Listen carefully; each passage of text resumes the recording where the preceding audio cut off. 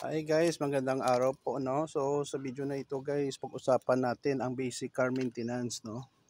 Kasi may importante po ito, no, sa mga may mga kotse luma or bago, no.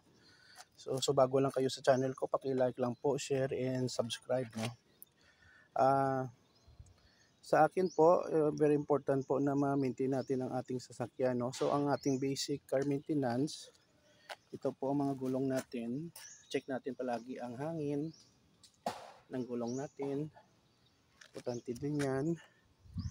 And then we have to check our coolant. Dito po, or tubig kung walang pera, no?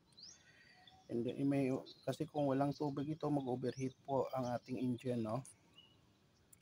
And then battery natin guys, no? Check natin, no? Kung okay pa. At least ang battery ng sasakyan, nag-average to ito ng 2 to 3 years, no? Iba nga 5 years, no? Depende sa gamit.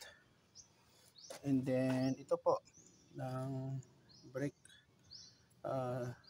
DO3, no, brake fluid. Mura lang yun ang brake fluid. Check natin kasi kung konti na, hindi na to, natin ma-sure na okay pang ating brake, no.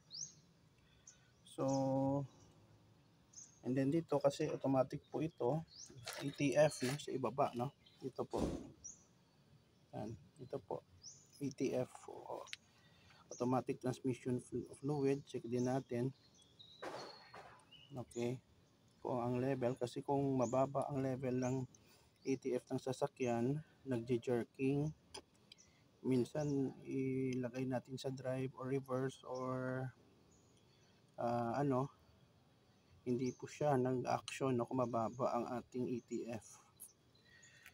Okay, at saka yan lang po guys, no, mga basic car maintenance sa sasakyan, no. So sana po may natutunan po kayo, no. Kung bago lang kayo sa channel ko, paki-like lang po, share, and huwag kalimutang mag-subscribe. Ito pong kaibigan nyo si Jake. Paalam muna guys. Bye-bye.